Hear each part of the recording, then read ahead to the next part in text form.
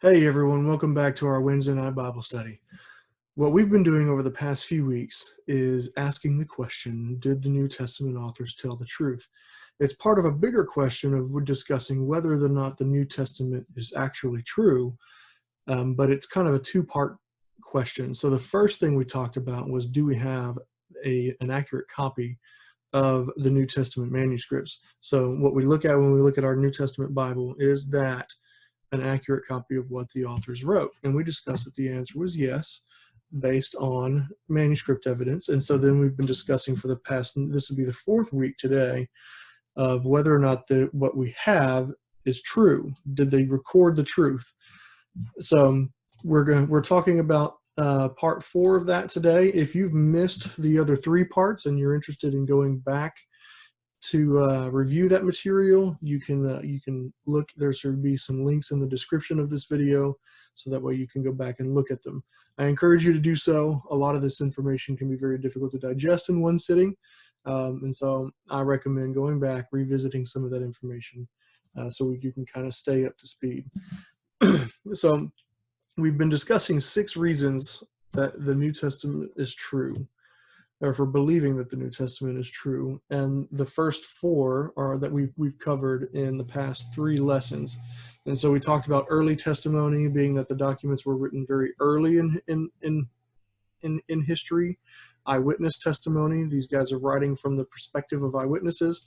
Embarrassing testimony, these things are there's details in the stories about the disciples and some embarrassing facts about them. And excruciating testimony, which is what we talked about last week. They suffered a great deal for what they believed. And so all of those things kind of begin to point us to the reality that they wrote down the truth. But there's 2 more we're going to discuss today, and that's going to be expected testimony and extra biblical testimony. And so what do we mean by expected testimony? So the question is, did the Jews in the first century have an expectation that a Messiah was coming, right? Was Jesus even expected at that point? Should they have expected Jesus to show up? And I believe that the answer is yes. And so we know this through Old Testament prophecies concerning the Messiah. And so what you see on your screen here is a bullseye, a target, right? And so we have this target that what I'm going to go through is going to kind of start on the outside and gradually go smaller and more specific. So think of it also kind of as a funnel, right? You start with something broad, and then it narrows it down, and gives you something a little bit more specific. And so as we look at some of these Old Testament passages, we're going to see that it kind of narrows down who we're talking about and how it points to Christ. So if you've got a Bible, go ahead and turn to Genesis 3:15.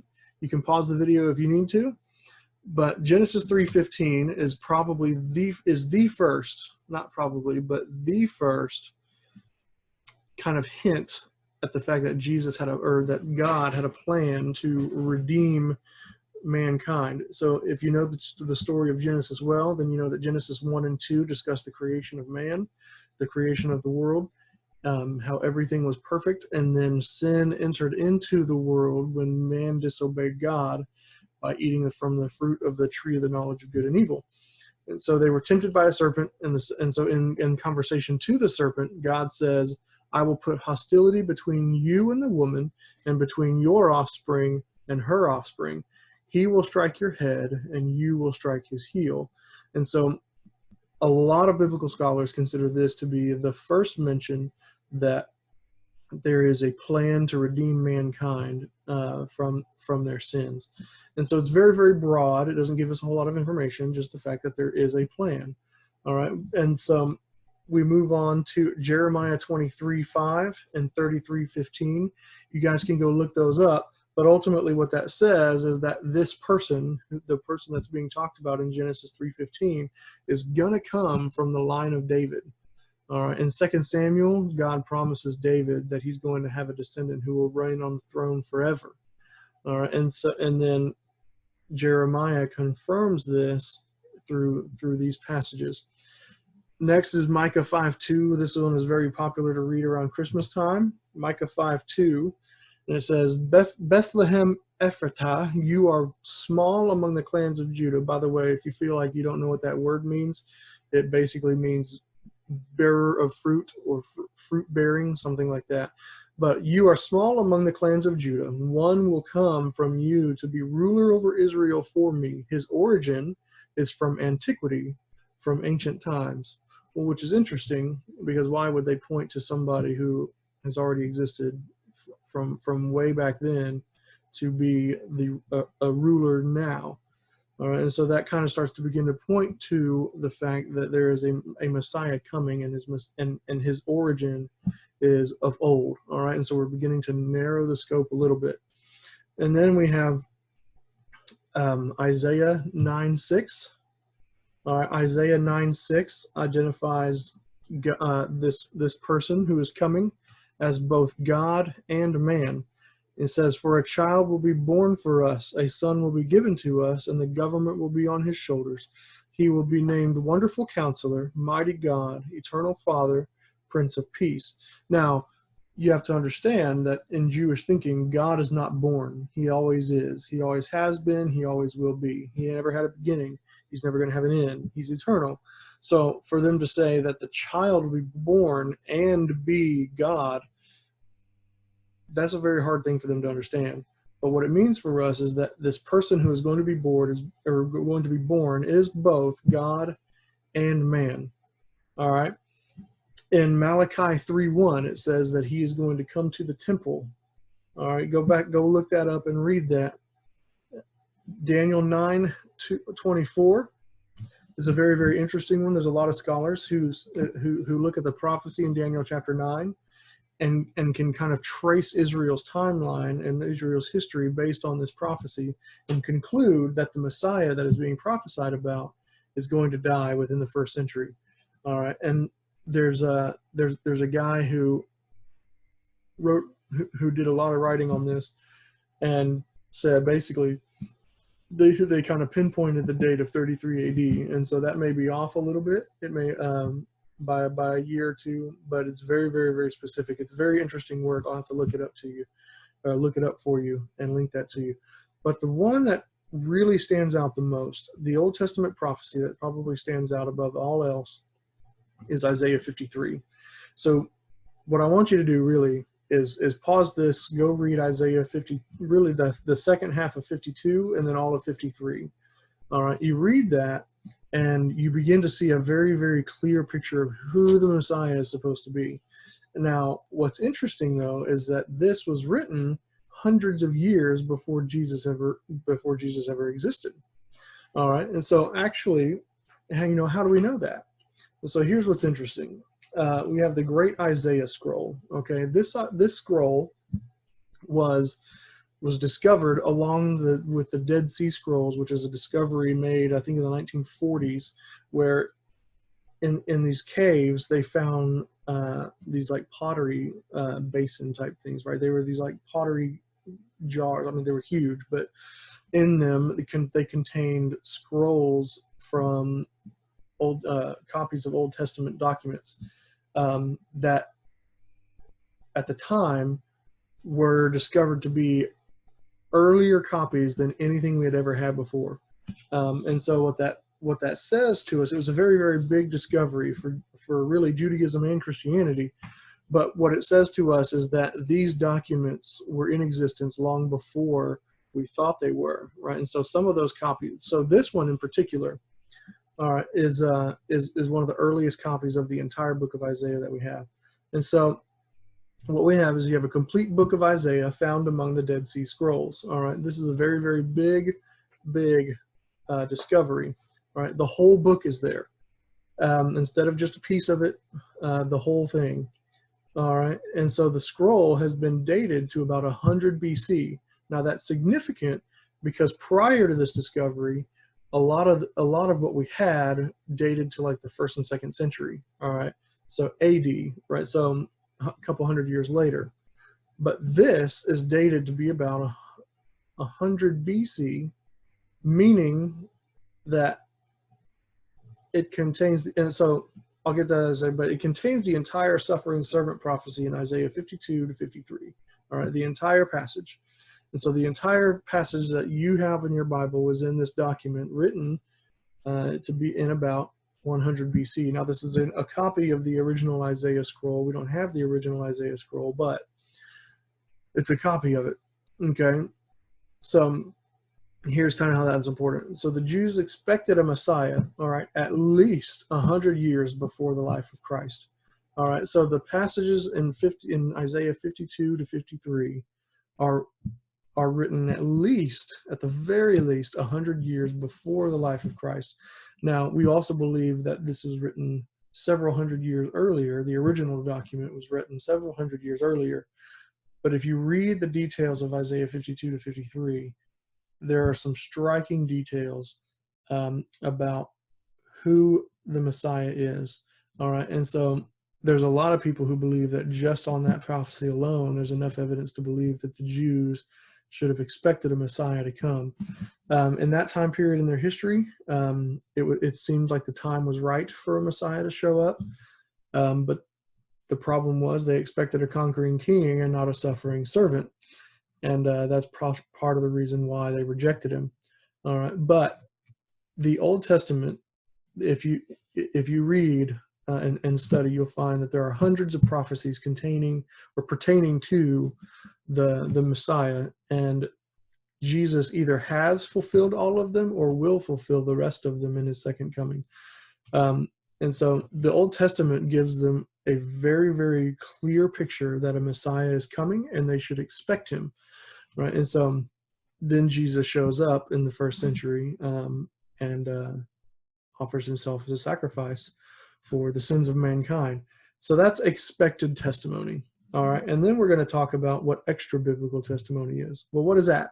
Extra biblical testimony refers to sources outside the Bible. So extra biblical means outside of the Bible.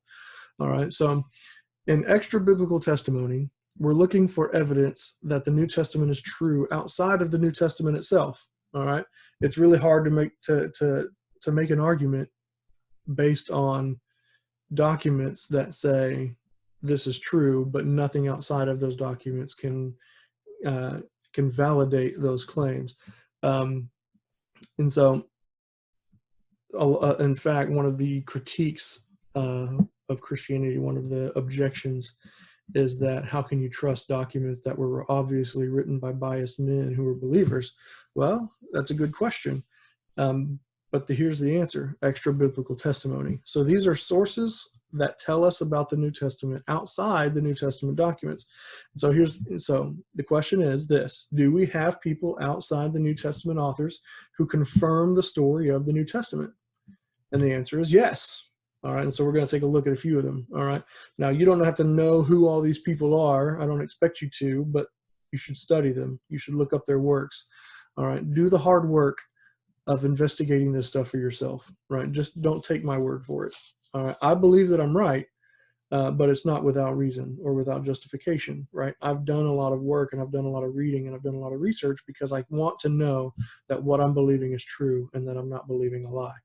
All right, but anyway, we're going to get into this. So who are these? These are ancient non-Christian writers, okay, who wrote about Jesus. So I want to make that clear. These are non-Christian writers who wrote in ancient times about Jesus or about the story of the New Testament. All right, so they're not biased in the sense that they are Christian authors trying to perpetuate the lie that the New Testament is true. All right, these are people who did not believe in Christianity. They did not believe that Jesus was the Messiah. Yet they wrote about him. All right, and so there are historians named Josephus, Tacitus, Suetonius, I don't know how to pronounce his name, Thallus, and Phlegon. All right, these are all historians. Josephus was a Jewish historian. The rest of them were Greek. Okay, and so all of these men wrote about what happened in the lifetime of Jesus. All right. There's government officials, Pliny the Younger, Emperor Trajan, Emperor Hadrian. All of these wrote about the events of the New Testament. Okay, and then you have other sources, including the Jewish Talmud and the Greek writer Lucian. All right, and so all these sources, we don't have time to go through them all, but you can look them up if you read their writings, which have been preserved. All right, you can go through and put together what they have said about Jesus. All right, and none of these are Christian writers. So the question is, what did they write? All right, so here's what they wrote. If you take all of these guys' writings and you put them together and you analyze them and compare them, and you take everything they wrote about Jesus and his disciples, here's what you get. All right, Jesus lived during the time of Tiberius Caesar. All right, Luke tells us that. He lived a virtuous life. All right, he lived a good moral life. Okay, that sounds like the Jesus of the New Testament, doesn't it? He was a wonder worker, right? He was known for these signs and miracles. All right, so, sounds like the New Testament Jesus. He had a brother named James. The New Testament says that James was the brother of Jesus. He was acclaimed to be the Messiah. So they're not saying that they believe this, but they're verifying that there were people who were saying this about Jesus. So they're saying there are people who are saying that Jesus is the Messiah. His disciples did that. His closest followers did. His not so close followers did. Palm Sunday is really all about that. He was acclaimed to be the Messiah. He was crucified under Pontius Pilate, right? Which is what the New Testament says. And then we also have archaeological evidence that Pontius Pilate existed and was governing over the era over Jerusalem at the time that Jesus was crucified. Here's an eclipse and earthquake occurred when he died. If you read the gospel accounts, you'll see that this took place in the gospels. All right. He was crucified on the eve of Passover. That is also true as far as the New Testament is concerned. His disciples believed he rose from the dead. All right, that's true, right? They're all running around claiming that Jesus rose from the dead. His disciples were willing to die for their beliefs. We talked about that last week. And so all of the disciples, except for John, as far as we know, probably died because of their belief in Christ's resurrection. All right, Christianity spread rapidly as far as Rome, and that was true. Paul wrote a letter to the Roman church before he ever got to Rome. And so this spread is being verified by non-Christian sources. All right, these are people outside the Bible or outside of Christianity who are looking at the New Testament documents and saying the general story of the New Testament is true. His disciples denied the Roman gods and worshiped Jesus as God, and that is true. They worship Jesus alone, and that is what the New Testament pictures. Now, they're not saying that they believe that Jesus is the Messiah. They're not Christians, but what they are saying is that what these guys are reporting actually happened. And so this is what the New Testament says. This is astonishing because we have people outside the Bible confirming what the New Testament story is. The general storyline of the New Testament is being given to us by outside non-Christian sources. All right, that's huge. All right, I can't explain to you how big that is. That is a major thing, because it's one thing to say the New Testament authors told the truth and nobody can verify that testimony. But now you have all of these historians and government officials who are verifying that these events took place, right? Which is huge. Which leads us to believe this, all right? To summarize it all up, the New Testament is fact, not fiction, right? As much as people may not want to believe what the New Testament says, the New Testament story genuinely happened. It took place. All right. There's very little doubt that what the disciples are describing in the New Testament was true. There really was a guy named Jesus. There really was a guy who crucified him, or who allowed himself to be crucified in order to save mankind. There really was disciples. There really was an early church, right? The storyline of the book of Acts seems to become more clear. The storyline of the gospel seems to become more clear as these things take place. And so here's the reality. If Jesus said it, or if it says that Jesus said it, then Jesus really said it, right? And if it says Jesus did it, then Jesus really did it. Now, this to me speaks volumes as to whether or not the New Testament is true. And this is a major, major reason why I believe the New Testament is true, why I believe that Jesus really is God, and that he really did sacrifice himself for our sins, and why we can be restored to a right relationship with him. This whole Christianity thing to me is not something I pretend to do. This is not something that I waste my time doing. This is something that is very, very, very real to me, and real to me because I believe I have the evidence to support the things that I believe.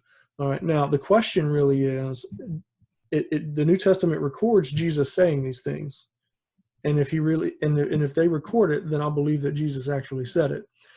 And so it also records that Jesus did certain things.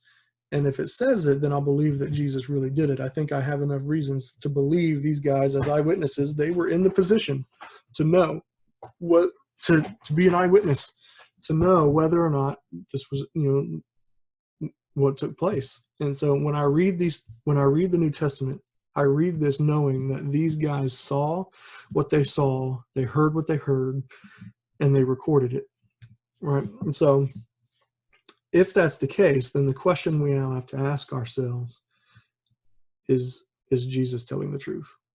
And that's what we're going to get to next week. I believe that his disciples believed him and recorded what he said.